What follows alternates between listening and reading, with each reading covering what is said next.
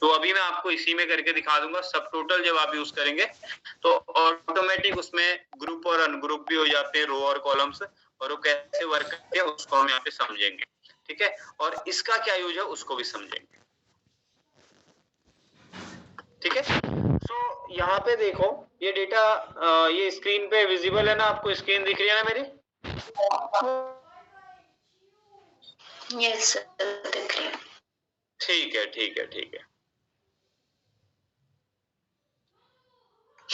Okay.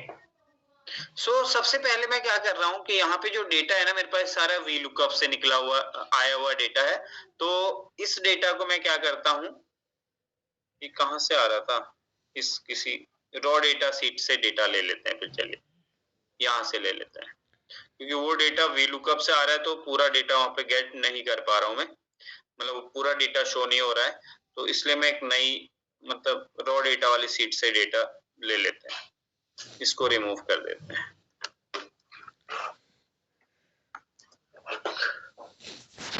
अब यहाँ से डिलीट करने पे ये डेटा रिमूव हो गया है।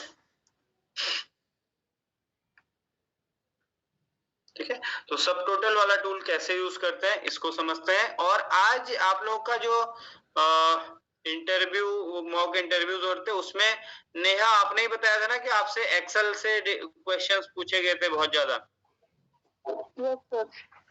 यस, तो डेटा वैलिडेशन को शायद मैंने आप लोगों को अभी पूरा कंप्लीट नहीं कराया था ये वाला, इसके बारे में भी आपसे वो पूछ रहे थे, मतलब आज वाले उसमें भी कि डेटा वैलिडेशन क्या चीज है।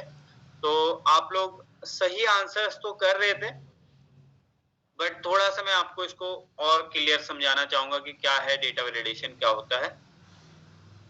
ठीक है, तो मान लीजिए ये एक डेटा है मेरे पास, और ये डेटा अगर रिपीटेटिव है, रिपीटेटिव का मतलब है जो आइटम्स के नेम है अगर ये रिपीट हो रहे हैं, जैसे कैजुअल टी शर्ट, ठीक है, यहाँ पे कैजुअल टी शर्ट अगर रिपीट हो रही है, ठीक, तो अगर आपको टोटल देखना हो उसके बाद कैजुअल जो टी शर्ट है किसी एक पर्टिकुलर प्रोडक्ट का टोटल आपको निकालना और रिपीट हो रहा है, या कोई शॉपकीपर है मान लीजिए, जो होलसेलर्स होते हैं, होलसेलर के वहां से मल्टीपल जो उनके कस्टमर्स हैं वो सामान लेके जाते हैं। अब वो जो सामान लेके जा रहे हैं, मान लीजिए उनको लास्ट में मंथ के एंड में जो है होलसेलर क्या कहता है कि मैं मंथ के एंड में इनको टोटल इनका करके दे दूंगा ताकि इनसे टोटल अमाउंट जो है मेरे को मंथ के एंड में मिल जाए। तो उसमें आपको हेल्प करता है सब टोटल फंक्शन इस तरीके के उनमें, जहां पर कोई पर्सन आपसे बार बार, या एक दुकान वाला भी एक चीज कर सकता है, अगर एक्सेल शीट मेंटेन करता है जिससे लोग मतलब उससे उधार लेके जा रहे हैं तो उनको एक्सेल शीट में मेंटेन कर सकता है, और लास्ट में जब उसको टोटल करना होगा तो टोटल करने के लिए किसी कैलकुलेटर की जरूरत वहां पे नहीं है। मान लीजिए यहाँ पे किसी पर्सन का नाम है और वो किसी दूसरे दिन यहाँ पे फिर उसकी एंट्री हो रही है, वो दूसरे दिन सामान लेके जा रहे हैं कुछ और, तो उसका टोटल अमाउंट यहाँ पे आता रहेगा, और एट द एंड उसको टोटल चेक करना होगा। तो वहां पे क्या करेंगे, हम इस सब टोटल को यूज कर सकते हैं, इस टोटल को यूज कर सकते हैं, वो आपको टोटल निकाल के दे देगा। या फिर आप क्या कर सकते हो, दूसरी चीज जो आप लोगों ने पायोट टेबल जो पढ़ा था, आप पायोट टेबल को यूज कर सकते हैं साथ में। ठीक है, तो दोनों तरीके से आप अपना आउटपुट निकाल सकते हैं। जैसे मैं इसी डेटा को क्या कर रहा हूँ, रिपीट कर रहा हूँ, देखिए मैं इसको 2-3 बार रिपीट कर देता हूँ। सी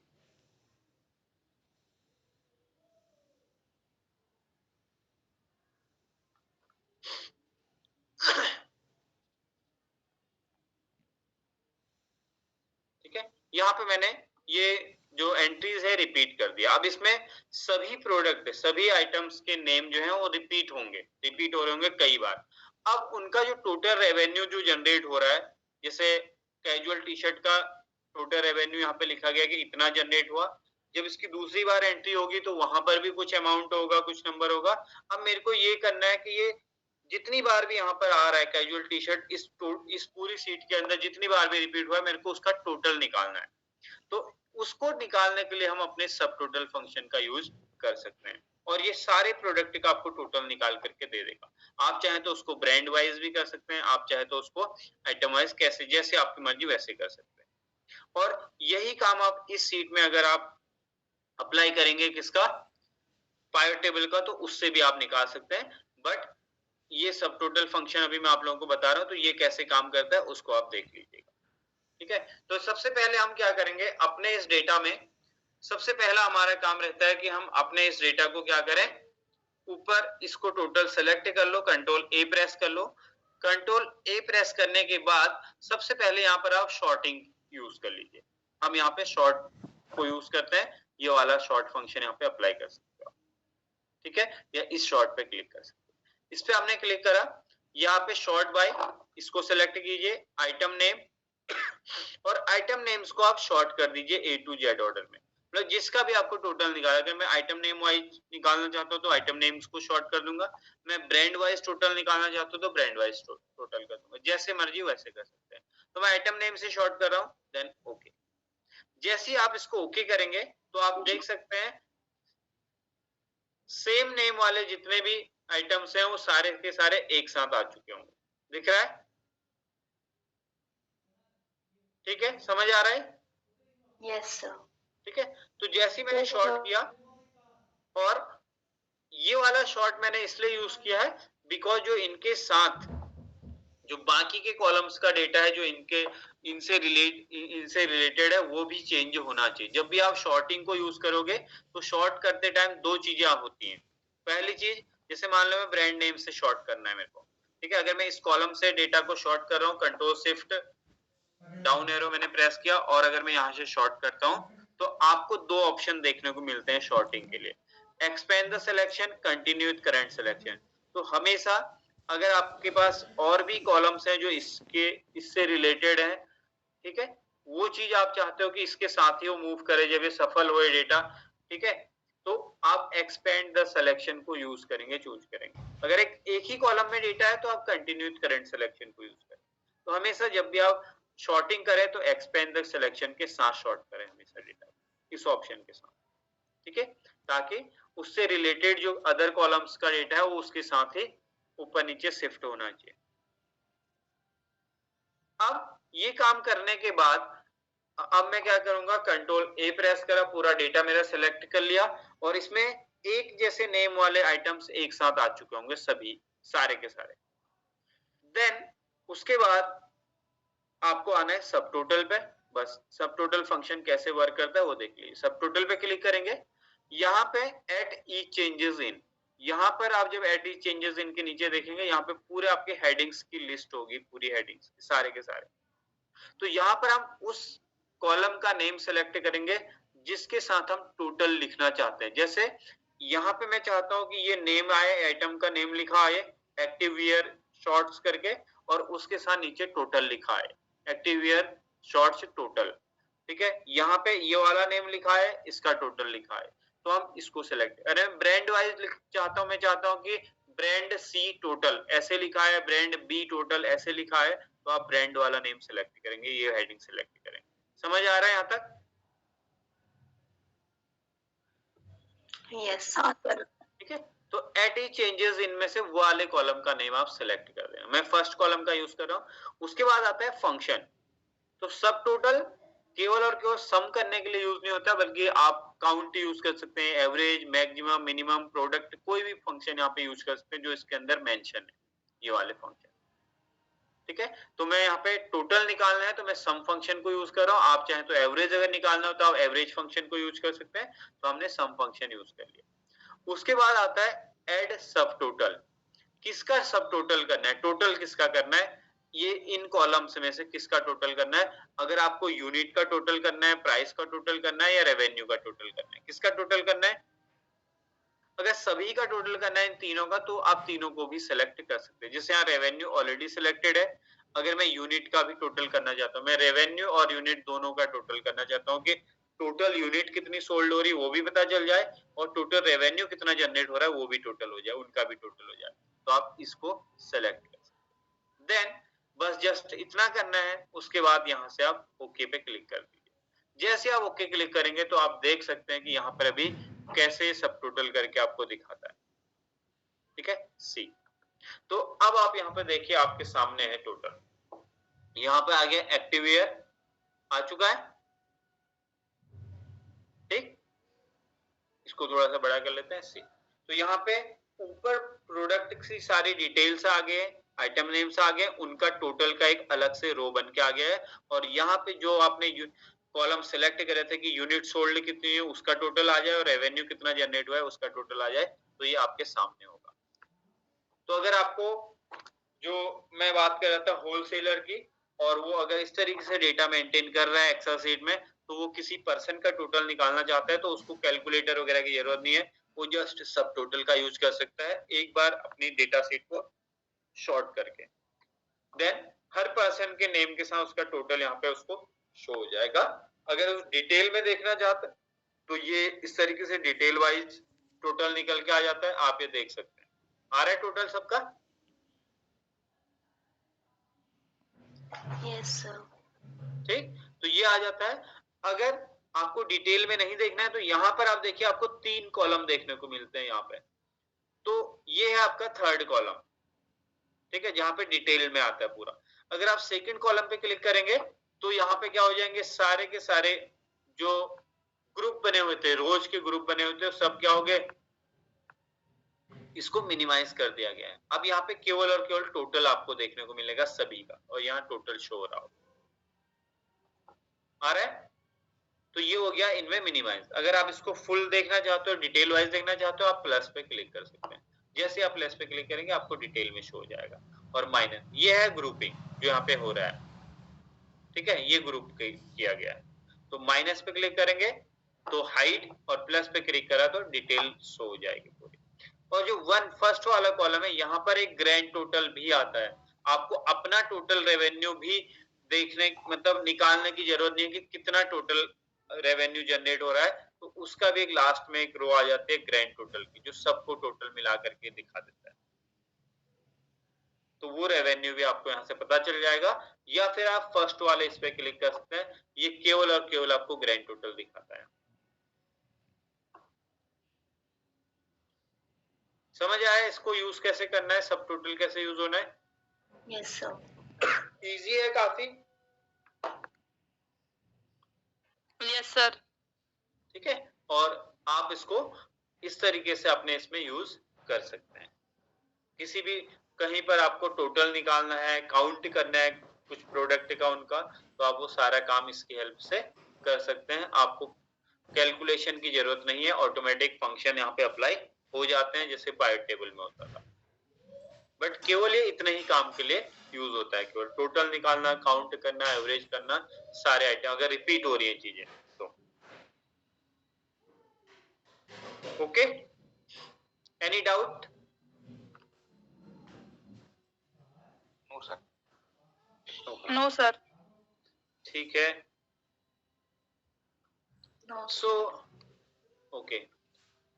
नेहा, आप मेरे को एक चीज बताना, आपको जो इंटरव्यूज में क्वेश्चन पूछे गए थे, क्या कोई क्वेश्चन ऐसा था जो आप मतलब आपको पूछना हो, उसमें मेरे से कुछ उसमें पूछना हो, कोई ऐसा क्वेश्चन था? ये सर 2-3 क्वेश्चन थे जो हमसे नहीं हुए थे वहाँ पे। बताइए, अगर आप बता तो पाए तो मैं आपको। आपसे पूछ लिए थे। अच्छा, पूछ लिया था आपने?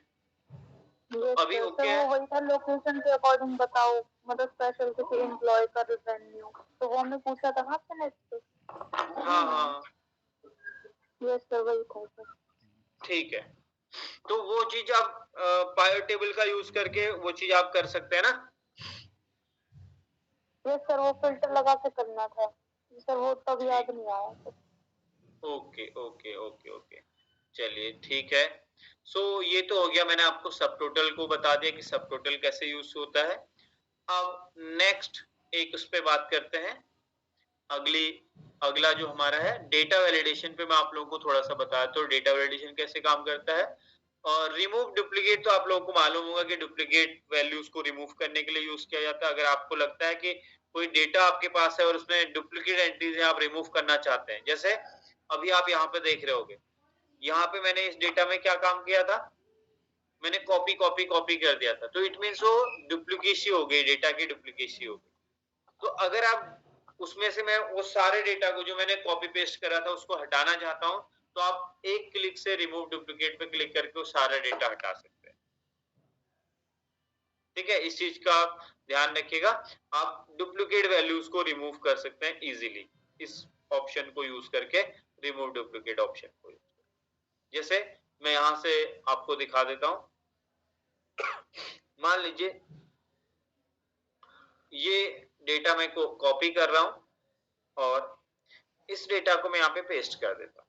अब इसमें से कुछ डेटा को मैं क्या करता हूं ना, यहाँ से रिपीट कर देता हूं। जैसे ये 3 रोज का डेटा मैंने यहाँ पे रिपीट कर दिया। अब मेरे को बोला जाता है कि इसमें ना जो डुप्लीकेट डेटा है उसको रिमूव करो, तो आप सेलेक्ट करना है, आपको जस्ट रिमूव डुप्लीकेट पे क्लिक कर देना है बस। और यहाँ पे कॉलम पूछा जा रहा है, ठीक है, एक मेरा ऊपर का रो रह गया इसमें शायद, ठीक है, इतना रिमूव डुप्लीकेट।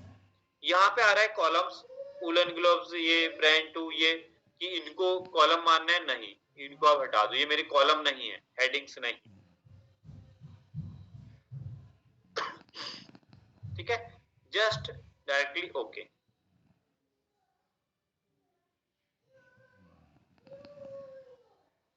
ठीक है, 1 सेकेंड। अच्छा, वो कॉलम्स, इसमें कॉलम का नेम नहीं दिया है, तो एक कॉलम नेम इनको ले रहा है, यस, देन ओके। सी, आप देख सकते हैं, तो इसको 3 डुप्लीकेट एंट्रीज मिली थी, उसको इसने रिमूव कर दिया, बस जस्ट एक क्लिक।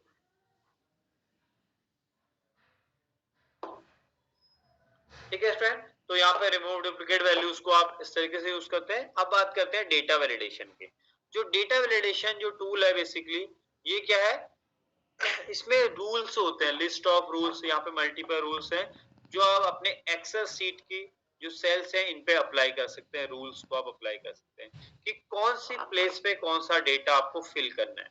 एग्जांपल के तौर पे, जैसे मैंने आपको शायद एक पहली दूसरी क्लास में बताया था कि अगर यहाँ पे किसी स्टूडेंट को मार्क्स एंटर करने हैं कुछ सब्जेक्ट के, जैसे यहाँ पे लिखा हुआ है, या आप किसी शॉप के लिए उसके लिए यूज कर सकते हैं कि कोई प्रोडक्ट है उसका जो मैक्सिमम कॉस्ट है वो 100 रुपए का है, 200 रुपए का है, तो आप यहाँ पे उसके लिए लिमिटेशन लगाना चाहते हैं कि इसमें इससे बड़ी वैल्यू एंटर ही ना हो, तो लिमिटेशन सेट करने के लिए हम डेटा वैलिडेशन का यूज करते हैं। या आप ये कह सकते हो कि आप रिस्ट्रिक्शंस लगा सकते हो डेटा पे कि किसी सेल में कौन सा डेटा एंटर किया जा सकता है, कौन सा डेटा एंटर नहीं किया जाता है, उस रिस्ट्रिक्शंस को अप्लाई करने के लिए आप डेटा वैलिडेशन यूज कर सकते हैं। ठीक है, जैसे मान लीजिए यहाँ पे सब्जेक्ट्स के नेम है, ठीक है, हिंदी, इंग्लिश, मैथ्स, साइंस, इस तरीके से।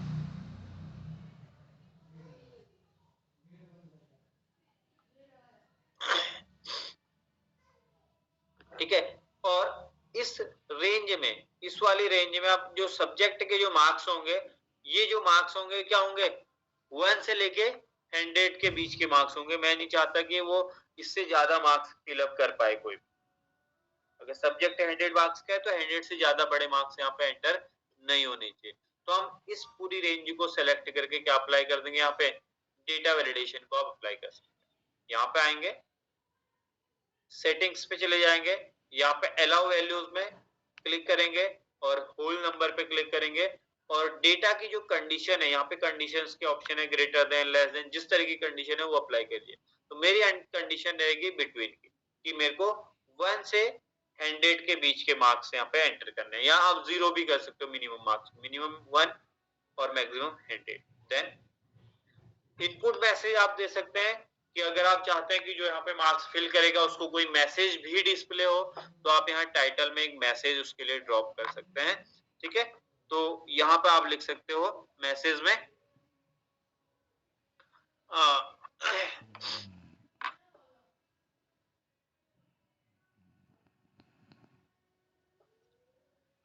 वैलिडेशन फॉर मार्क्स, और यहाँ पे इनपुट मैसेज में आप लिख सकते हैं कि you can enter only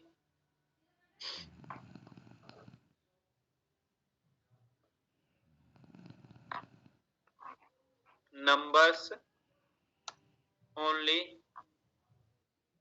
between 1 to 100। ठीक है, ये आपका मैसेज आप दे सकते हैं। जो जैसे ही इन सेल में क्लिक करेगा उनको ये मैसेज दिखाई देगा ताकि उनको पता चले कि यहाँ पे कौन सी वैल्यू आप एंटर कर सकते हैं। एरर में यहाँ पे 3 टाइप्स होते हैं एरर के, स्टॉप स्टाइल, वार्निंग स्टाइल और इन्फॉर्मेशन स्टाइल। ये अभी मैं आप लोगों को बताऊंगा क्या होता है। स्टॉप स्टाइल का मतलब है कि कोई भी दूसरी वैल्यू एंटर नहीं कर सकता, 1 से 100 के बीच के अलावा कोई दूसरे नंबर यहाँ एंटर नहीं कर सकता, सीधे सीधे आ जाएगा। यहाँ पे एरर दे देते हैं टाइटल में। टाइटल अगर वो कोई दूसरा नंबर एंटर करता है तो यहाँ पे एरर शो हो जाएगा। ठीक है, और यहाँ पे आप दिखा सकते हो इनवैलिड एंट्री, ये आपका मैसेज हो सकता है। देन ओके, इसमें समझ आ रहा है?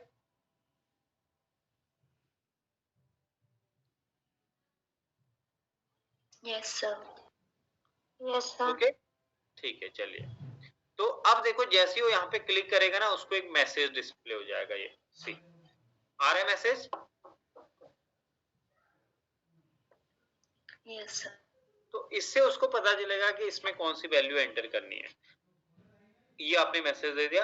अब मान लीजिए कोई ऐसा नंबर जैसे 0 एंटर कर दिया, अब यहाँ लिखा है 1 से 100, तो जैसे ही वो बाहर क्लिक करेगा तो ये बता देगा इनवैलिड एंट्री है, उसको एंटर ही नहीं करने देगा वैल्यू चेंज करने को। जैसे 4 एंटर करा तो एक्सेप्ट हो जाएगा। अगर वो 100 से बड़ी वैल्यू, यानी कि उसने कहा इंग्लिश में भाई मेरे मजाक में यूं टाइप कर दो बस कुछ भी, तो नहीं करने देगा। तो ये हो जाती है कि रिस्ट्रिक्शन आप ऐड कर सकते हो किसी भी सेल पे, या रूल्स सेट कर सकते हो कि इसमें कौन सी एंट्री होगी कौन सी नहीं होगी। ठीक, तो ये जो है स्टॉप स्टाइल है जो मैंने यहाँ पे अप्लाई करा। अभी अगर मैं किसी सेल के लिए, मान लीजिए मैं इस पोर्शन में सेलेक्ट करता हूँ और डेटा वैलिडेशन पे जाके यहाँ पे स्टॉप स्टाइल के बजाय वार्निंग स्टाइल को अप्लाई कर देता हूँ, वार्निंग या फिर इंफॉर्मेशन स्टाइल। इन दोनों में क्या होता है कि वार्निंग और इंफॉर्मेशन आपको दे देगा कि ये इनवैलिड एंट्री है, इसका इंफॉर्मेशन या वार्निंग आपको मिल जाएगी, बट वो उनको एक्सेप्ट कर सकता है, एक्सेप्ट का ऑप्शन भी उसको मिलेगा। तो जैसे वार्निंग स्टाइल दे दिया, ओके करा। अब देखो जब यहाँ पे वो एंट्री करेगा इस एरिया में, ऊपर तो नहीं कर सकता, ऊपर स्टॉप स्टाइल ही है, तो यहाँ पे मान लीजिए उसने एक एंट्री करी 114, जैसे उसने एंटर करा तो उसको अब वार्निंग मिलेगी इनवैलिड एंट्री कंटिन्यू। अगर वो कंटिन्यू को यस कर देता है तो ये एक्सेप्ट हो जाएगा। तो कई बार कई जगहों पे इस तरीके की एंट्रीज भी करवाई जाती है कि वहां पे जो रिस्ट्रिक्शन है उसको क्या कर दिया जाता है, इंफॉर्मेशन स्टाइल या वार्निंग स्टाइल पे वैलिडेशन लगा दिया जाता है। अब इनमें आपको अगर पता करना है कि ये वैलिड है इनवैलिड है नंबर्स, कैसे पता करेंगे? जस्ट वैलिडेशन पे क्लिक करते हैं। और ये भी कई बार सवाल पूछा जाता है कि हम इनवैलिड एंट्रीज को सर्किल कैसे करेंगे एक्सेल में। अगर इनवैलिड एंट्रीज है तो सर्किल कैसे होंगी? तो आपका जवाब होना चाहिए डेटा वैलिडेशन। डेटा वैलिडेशन में ये ऑप्शन आता है सर्किल इनवैलिड डेटा, इस पे आप क्लिक करेंगे तो जैसे आप क्लिक करेंगे जो इनवैलिड एंट्रीज होंगी वो इस तरीके से सर्किल हो जाएगी, उनको ये सर्किल करके दिखा देगा कि ये एंट्रीज हो तो गई, एक्सेप्ट तो कर ली, लेकिन ये इनवैलिड एंट्री।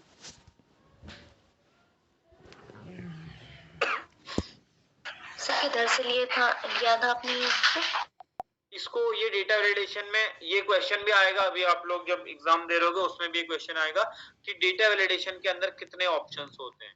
तो 3 ऑप्शंस होते हैं। पहला डेटा वैलिडेशन का, दूसरा है सर्किल इनवैलिड डेटा का, कि जो भी इनवैलिड डेटा है उसको आप सर्किल करके दिखाएं, और थर्ड आता है क्लियर वैलिडेशन सर्किल।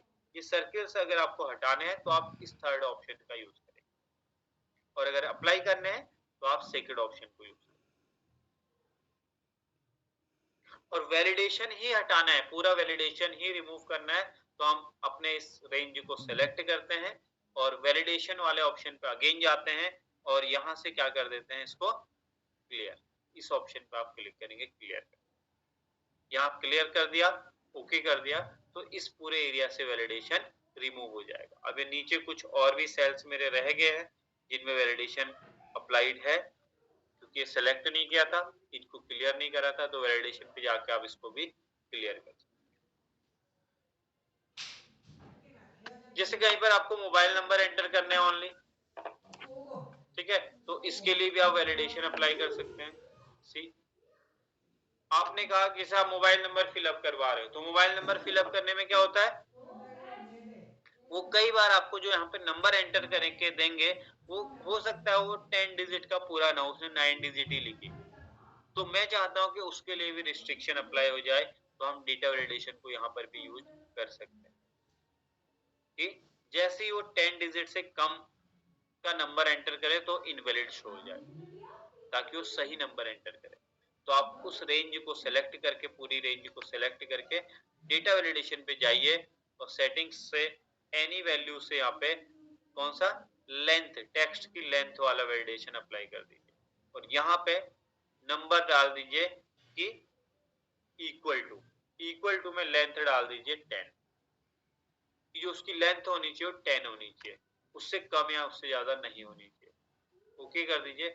अब यहाँ पे जो भी मोबाइल नंबर एंटर किया जाएगा, अगर वो कम डिजिट का होता है तो सीधे सीधे एरर आ जाएगा, तो उसको 10 डिजिट का नंबर एंटर करना ही करना पड़ेगा। जैसे 10 डिजिट का नंबर होगा तभी वो एक्सेप्ट होगा। ठीक है, समझ आ गई बात?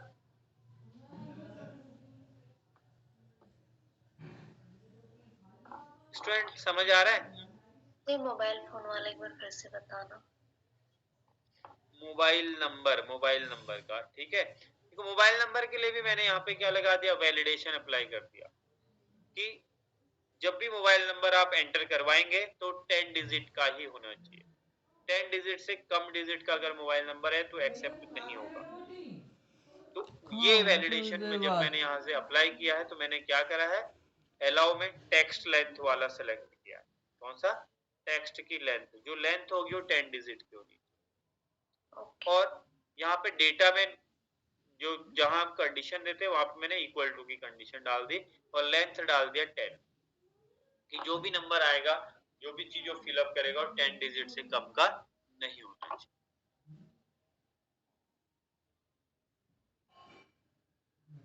ठीक है, इस तरीके का। और ये इनपुट मैसेज और एरर अलर्ट वाले जो ऑप्शंस है, या इनपुट मैसेज की जो ऑप्शंस है, ये जो है मैंडेटरी फील्ड नहीं है, इनको आप कर भी सकते हो, नहीं भी कर सकते हो, बट एरर अलर्ट में आपको स्टॉप स्टाइल या स्टाइल कौन सा आप यूज करना चाहते हैं वो जरूर पिक करना पड़ेगा। तो अगर ऐसी एंट्रीज करना चाहते हैं जो आप दूसरी उसके अलावा कुछ भी एक्सेप्ट ना हो, तो आप इसको स्टॉप ही रखेंगे, इस स्टाइल।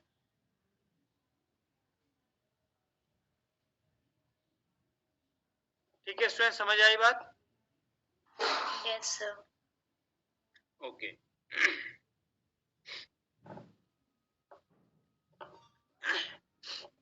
ठीक है, चलिए नेक्स्ट हम बात करते हैं वर्टिप एनालिसिस की। तो आज मैं लास्ट, आज का जो आपको टॉपिक करा रहा हूं इसमें, और कल के जो टॉपिक हमारे रहेंगे, कल का टॉपिक बहुत इंपॉर्टेंट टॉपिक है जो मैंने रखा हुआ है, मैक्रोस का, कि मैक्रो कैसे क्रिएट करते हैं एमएस एक्सेल में और क्या यूज है मैक्रो का, ये। और उसके अलावा जो वर्टिप एनालिसिस जो हमारे टूल है, इसमें सिनेरियो मैनेजर क्या काम करता है और डेटा टेबल कैसे वर्क करती है, इनके बारे में हम कल पढ़ेंगे। आज मैं आपको गोल सीक बता रहा हूँ। वर्टिप एनालिसिस के बारे में पूछा जाता है कि इसके अंदर कितने टूल्स हैं, तो यहाँ पर भी 3 टूल्स हैं, सिनेरियो मैनेजर, गोल सीक और डेटा टेबल। ठीक है, और ये बहुत इंपॉर्टेंट टूल्स हैं। वर्टिप एनालिसिस के नाम से ही पता चलता है कि ये एनालिसिस करने के लिए यूज किए जाते हैं, जहां पर आप प्रिडिक्शन कर सकते हैं। प्रिडिक्शन यानी कि डेटा को एनालिसिस, पहले ही उसका एनालिसिस कर सकते हैं। तो गोल सीक का मतलब है कि अगर आपने कोई टारगेट रखा हुआ है, ठीक है, मान लीजिए आपने सेल का टारगेट रखा है, किसी भी चीज का अपना टारगेट रखा हुआ है, तो वो टारगेट मैच कैसे करेगा। ठीक है, आप अपने गोल को मैच करने के लिए आपको क्या करना होगा, वो है गोल सीक। ठीक, एग्जाम्पल के तौर पे जैसे मान लीजिए कि चलिए यहाँ पे मैं जस्ट ऐसी डायरेक्टली एग्जांपल ले लेता हूँ। ठीक है, मान लीजिए कोई आपने एक नया अपना बिजनेस, ये ज्यादातर बिजनेस पर्पज या उन पर्पजेस से जहां पर आप पहले ही कोई अपना टारगेट फिक्स कर दे रहे हैं और आप जानना चाहते हैं कि टारगेट कैसे अचीव होगा, आपका गोल कैसे अचीव होगा, उसको अचीव करने के लिए है गोल सी। ठीक है, मान लीजिए मैं कोई प्रोडक्ट का मैन्युफैक्चर कर रहा हूँ, किसी प्रोडक्ट को मैन्युफैक्चर कर रहा हूँ। मान लीजिए मैंने यहाँ पे लिखा कि मैं एक कंपनी स्टार्ट करूंगा जो माउस बनाएगी, कंप्यूटर माउस बनाएगी। ठीक है, अब मैं माउस की जो कॉस्ट रखता हूँ, ठीक है, इसके जो प्राइस हैं, दैट इज प्राइस और टोटल।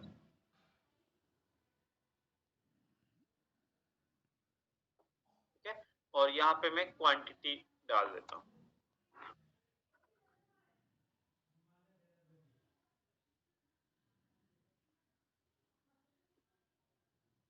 ठीक है स्टूडेंट, बाकी लोग हैं, सभी लोग क्लास में? हाँ सर हैं, यही हैं। यही हैं सब लोग, क्योंकि आज मेरे को आवाज नहीं आ रही ना किसी की। ओके सर हम लोग अच्छे बच्चे हैं सर, आवाज नहीं करते पढ़ते time. Okay okay okay okay okay good, ठीक है, थैंक यू। चलिए, तो माउस क्वांटिटीज, मान लीजिए आपने कोई कंपनी स्टार्ट करी और आपने जो उसके लिए सेटअप जो किया था उसमें आपको कुछ पैसा खर्च हुआ। ठीक है, तो अब आपने माउस की क्वांटिटी जो क्रिएट करी, दैट इज आपने कहा कि चलिए मैं फर्स्ट जो स्लॉट होगा, फर्स्ट मंथ जो होगा, उसमें आपने 500 माउस से स्टार्ट करा कि 500 क्वांटिटीज, और प्राइस आपने रखा दैट इज 240 रुपीज का, कि 240 रुपए का माउस होगा। तो ठीक है, ये हो गया आपका टोटल। ठीक, अब आपका यहाँ पे टोटल जो अमाउंट आया, ये वैसे जीरो के साथ हम जब नंबर्स डाल दें तो थोड़ा सा इजी हो जाता है, तो मैं इसको थोड़ा सा डिस्टर्ब कर देता हूँ नंबर। ठीक है, इस तरीके का नंबर दे देते हैं, या 5 के साथ भी नहीं करते, 7 कर देते हैं। ठीक है, और जो रेट भी है, रेट भी कुछ ऐसे रख देते हैं 249 का। ठीक है, ये रेट डाल देते हैं।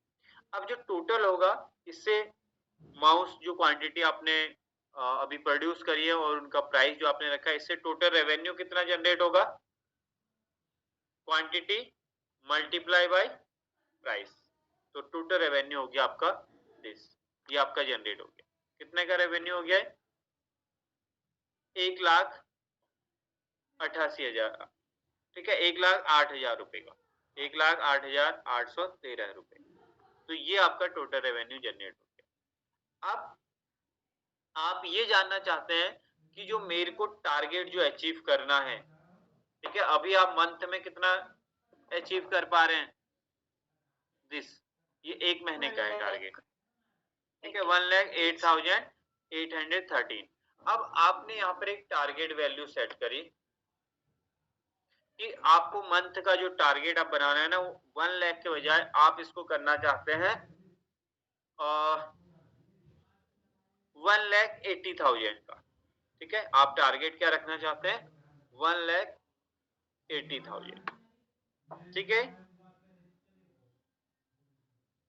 ये आपका टारगेट है कि आपको इसको इंक्रीज करना है इतना। तो अब आपको ये जानना है कि ये जो टारगेट है, इस टारगेट को अचीव करने के लिए आपको कितनी क्वांटिटी प्रोड्यूस करनी पड़ेगी। अभी आपने एक मंथ में 437 क्वांटिटीज प्रोड्यूस कर दी और पर माउस प्राइस था 249, तो आपका जो आप जो अचीव कर पाए वो था 1,08,813। अब आपने टारगेट बनाया दिस, यानी कि आपका गोल है 1,80,000 रुपए का, कि मेरे को 1,80,000 रुपए पर मंथ का कमाना है, ये करना है। तो आपको, आप अब ये जानना चाहते हो कि 1,80,000 रुपए की सेल करने के लिए मेरे को कितने माउस प्रोड्यूस करने पड़ेंगे। तो ये आपका एनालिसिस है। ये एनालिसिस करने के लिए यहाँ पे वर्टिव एनालिसिस टूल में दिया गया है गोल सीक का ऑप्शन। ये आपको वो एनालिसिस करके दिखाएगा कि आपको कितने माउस प्रोड्यूस करने पड़ेंगे। या इसमें दो चीजें आप कर सकते हो, या तो माउस की क्वांटिटी बढ़ा सकते हो या फिर अपने प्राइस बढ़ा सकते हो। या आप इससे ये भी पूछ सकते हो कि मेरे को प्राइस कितना बढ़ाना पड़ेगा, मैं क्वांटिटी को नहीं बढ़ाना चाहता हूँ बट मैं प्राइस बढ़ाना चाहता हूँ, तो मेरे को प्राइस कितना इंक्रीज करना पड़ेगा कि मेरा जो टारगेट है वो इतने का अचीव। तो इन दोनों में से किसी भी एक चीज को आप इंक्रीज कर सकते हो, और गोल सीक आपको वो चीज इंक्रीज करके बताएगा कि आपको अगर प्राइस बढ़ाने हैं तो इतने बढ़ाने पड़ेंगे, अगर क्वांटिटी बढ़ानी है तो इतनी करनी पड़ेगी। ठीक है, तो हम क्या करेंगे, गोल सीक ऑप्शन पे क्लिक करते हैं। अब यहाँ पे आता है सेट सेल। सेट सेल में हमेशा आप किसको रखेंगे, जो टारगेट आपने अचीव किया है इसका रेफरेंस आएगा सेट सेल में। टू वैल्यू, अब वैल्यू मेरे को कितनी करनी है, अभी मेरा टारगेट मैंने जो अचीव किया है दिस वन, जो कि सेट सेल में रख दिया मैंने, और वैल्यू जो मेरे को अचीव करना है वो यहाँ, यानी कि जो मेरा टारगेट है वो यहाँ फिल करना पड़ेगा टू वैल्यू में। तो 1,80,000 रुपए आप यहाँ फिल करेंगे, ये आपकी वैल्यू आपको अचीव करनी है। ठीक है, बाय चेंजिंग सेल, किस सेल की वैल्यू को चेंज करके। तो अगर आप क्वांटिटी बढ़ाना चाहते हैं तो क्वांटिटी को सिलेक्ट कीजिए, अगर इसको बढ़ाना चाहते हैं तो मैं क्वांटिटी बढ़ा के देखना चाहता हूँ कि कितनी क्वांटिटी मेरे को प्रोड्यूस करनी पड़ेगी। ओके पे क्लिक कीजिए, सी, तो इसने कितना दिखा दिया आपको। तो आपकी जो क्वांटिटी होनी चाहिए वो 1,80,000 का अचीव करने के लिए 722, ठीक है, 722.8, यानी कि इतनी क्वांटिटी आपको प्रोड्यूस करनी पड़ेंगे। या इसको अगर हम एक लमसम में माने तो 723 माउस आपको प्रोड्यूस करने पड़ेंगे। कौन सा टारगेट अचीव करने के लिए, 1,80,000 का टारगेट अचीव करने।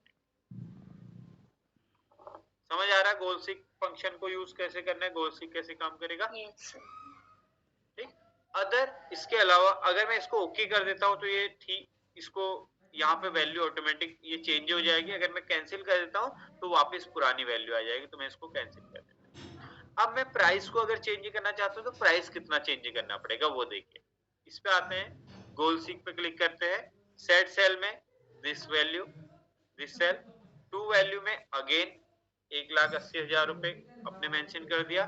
बाय चेंजिंग सेल आप प्राइस वाला सेल सेलेक्ट कर लीजिए, देन ओके। तो अगर आप प्राइस इंक्रीज करना चाहते हो तो प्राइस आपको रखना पड़ेगा 412 रुपीज के अराउंड। आप 412 रुपीज के आसपास अगर प्राइस रख देंगे तो आप अपने टारगेट को क्या कर लेंगे, अचीव कर लेंगे। आपकी सेल जो है 1,80,000 रुपए की होने लगी। समझ आ रही बात अब। Yes sir. ठीक है, तो ये यूज है इसका, गोल सीक वाला जो ऑप्शन है वो इस तरीके से काम करता है। आपको जो आप गोल सेट करते हैं उस गोल को अचीव करने के लिए आपको क्वांटिटी या प्राइस, जैसे यहाँ पे मैंने एग्जांपल क्वांटिटी और प्राइस का दिया, अदर जगहों पे अदर चीज का, जैसे आपने मान लीजिए आप अपने क्लास की या अपने एग्जाम के मार्क्स की बात भी कर सकते हैं इसमें, अपने एग्जाम के मार्क्स को भी आप ले सकते हैं। जैसे मान लीजिए आपने एग्जाम में आपके 5 सब्जेक्ट हैं और आपने मार्क्स गेन किए 410 के आसपास, ठीक है, और किसी एक और आपका जो टोटल जो उसमें परसेंटेज बन रहा है, मान लीजिए परसेंटेज आ रहा है 75 78 के अराउंड या 80% के अराउंड आपका परसेंटेज आ रहा है, या 85 के अराउंड अभी आ रहा है। आप चाहते हैं कि मैं 85% के बजाय मैं 90% को अचीव करना चाहता हूँ या चाहती हूँ, तो मेरे को जो एक कोई सब्जेक्ट आप ले सकते हैं जिसमें आपके कम मार्क्स हैं, कि इसमें मेरे कितने मार्क्स होने चाहिए और कि मैं 90% अचीव कर लूं। तो आपको बता देगा कि इस सब्जेक्ट में अगर आपके इतने मार्क्स होते तो आपका 90% आ जाता। तो वो आप गोल सीक से वो चीज फाइंड कर सकते हैं। समझ आ रही बात मेरी। Yes sir. जी सर, इसमें एवरेज का भी है, मतलब कि जैसे हमें स्टूडेंट्स की एवरेज मतलब 65 तक चाहिए।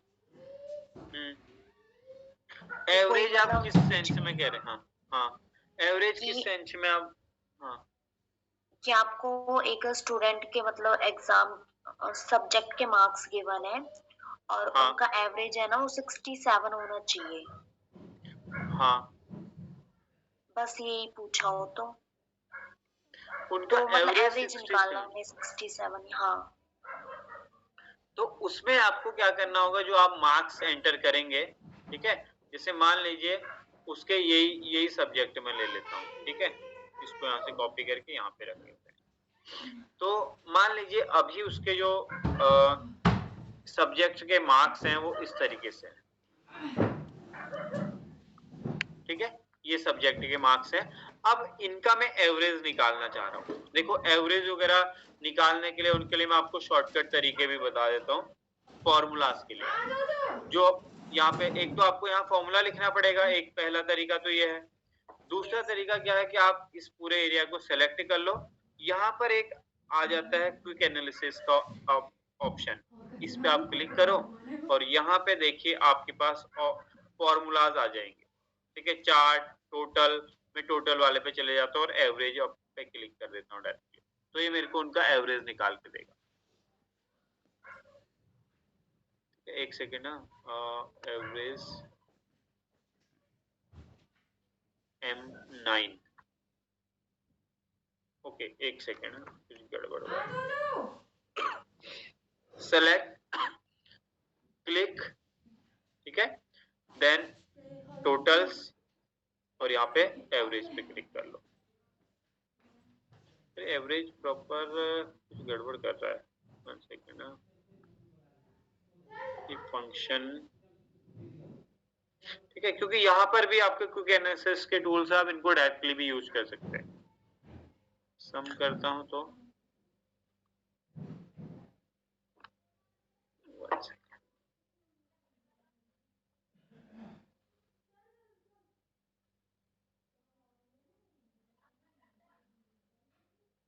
तो इनको रिपीट कर रहा है यार, ये फंक्शन, ये वाली चीज यूज तो होती है।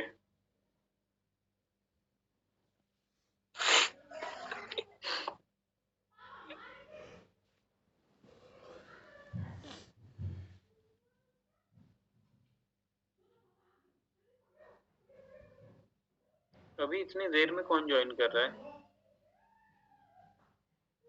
कृष्ण, ओके, बहुत सारे स्टूडेंट तो गायब ही हो गए हैं टाइम ज्यादा होने के बाद, 9:30 बजे के बाद।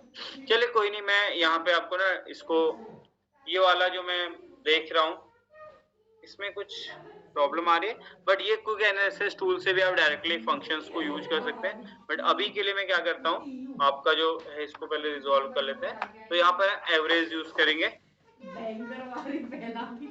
और इन नंबर का आप एवरेज निकालोगे उस केस में आप टोटल नहीं निकालेंगे। तो आपने एवरेज निकाल के दे दिया 58, ठीक है। तो अब आपको क्या करना है, मान लीजिए आपने कहा कि भाई एवरेज जो होना चाहिए ना वो ज्यादा होना चाहिए या इससे कम या ज्यादा, हाँ 58 का है, आप इस एवरेज को कितना देखना चाहते हैं?